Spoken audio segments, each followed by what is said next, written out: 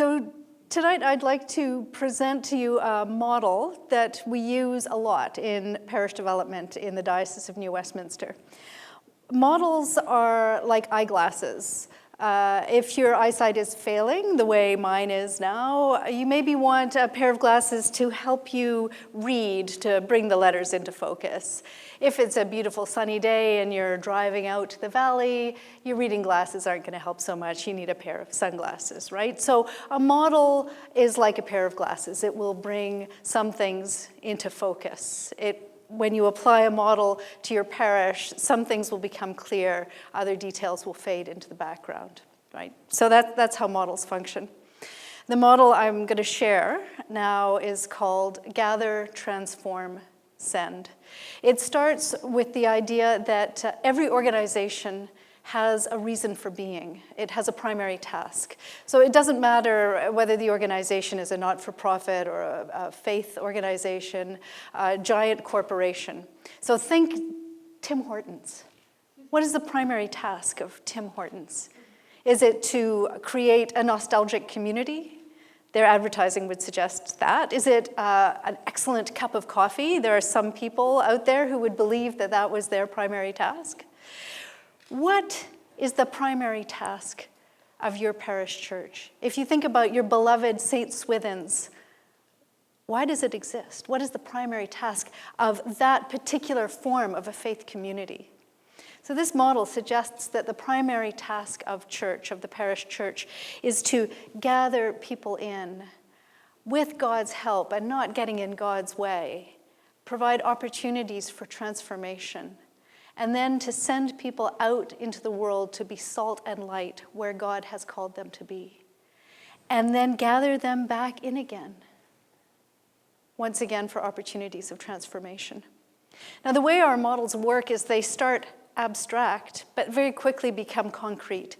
So the idea is that, yes, you can do this at home. You can take this model and apply it to your own parish and ask yourselves, are you being faithful as an organization? Are you being faithful to your primary task? So you can look at the concrete components of Gather and Transform and Send. So what happens under Gather? There are four main stages to gathering.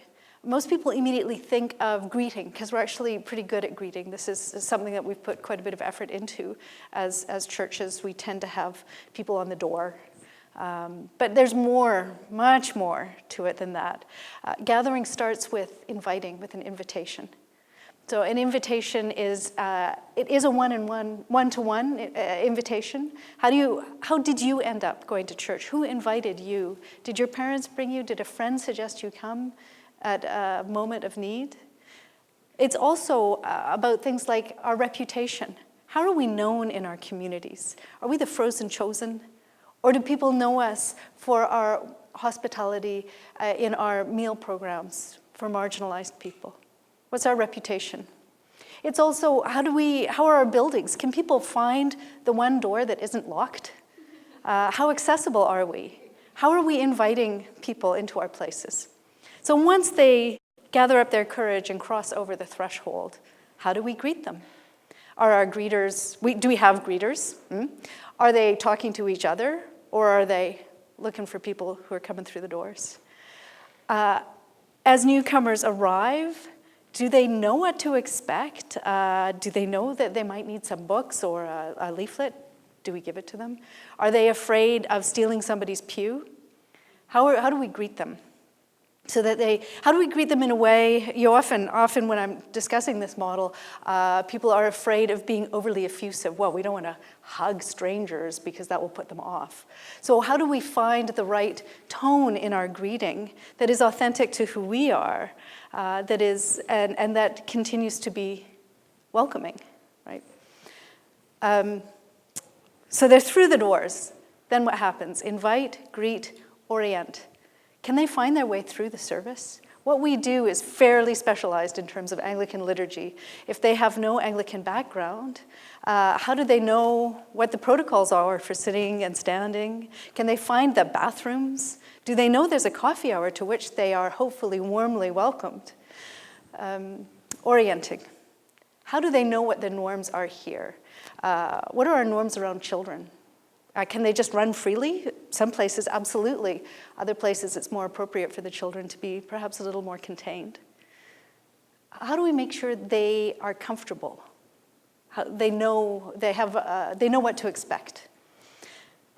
Following this, incorporation. Incorporation is about people feeling knit into the fabric of our places. Where they move from, our church is somewhere where they go. It's a church that they visit from time to time, that they attend, to really feeling like this is their church.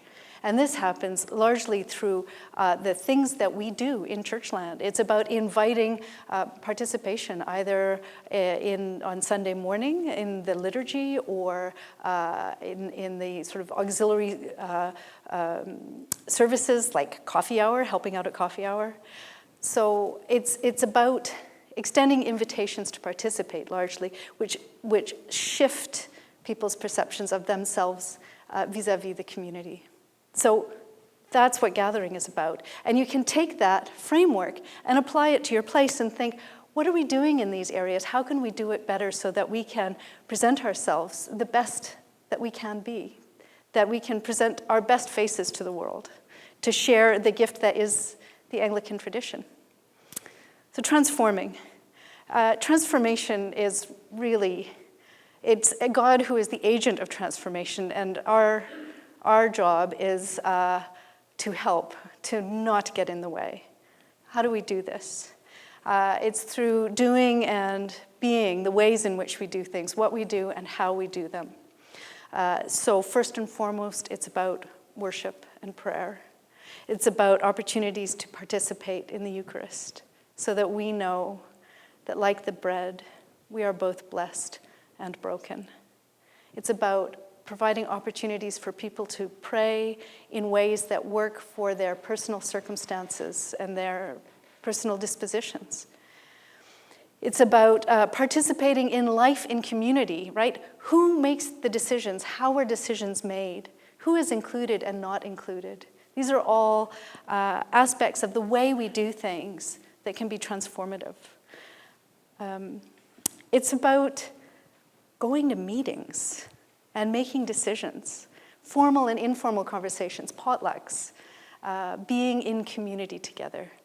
It's about study and learning, engaging our intellect, our extraordinary Christian tradition. And Anglicans are typically quite comfortable with intellectual engagement. But it's also about our emotions and the wisdom that comes from experience. And it's about practice. Why do we do what we do? Why do some Anglicans cross themselves and not others? And how are we transformed by learning and feeling and practicing? And it's about stewardship, a different understanding of ourselves as children in God and what we have and how we share it. It's about service, compassionate service to those in need and to the common good. And it's about evangelism, how it is that we talk about our faith and our faith communities in a way that is at once responsive to the other person, that begins with listening and then sharing our stories and the story as appropriate. All of these are opportunities for transformation within our faith communities.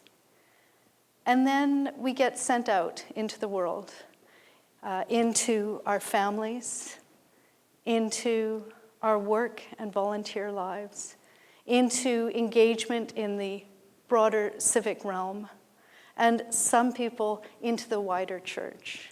And we are sent out not to a street corner somewhere to preach the word. Some might be called to that, but most of us are called to our pretty ordinary lives.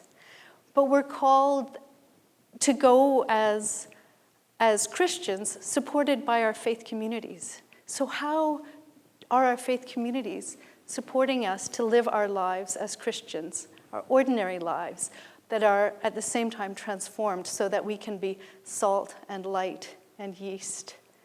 And then again, from that context, to be gathered back in again, to be renewed again. So you can take this model. You can do this at home. You can look at your beautiful, flawed parish church and think, how can we work with this community? How can we be in this community for it to be what it can be? Thank you.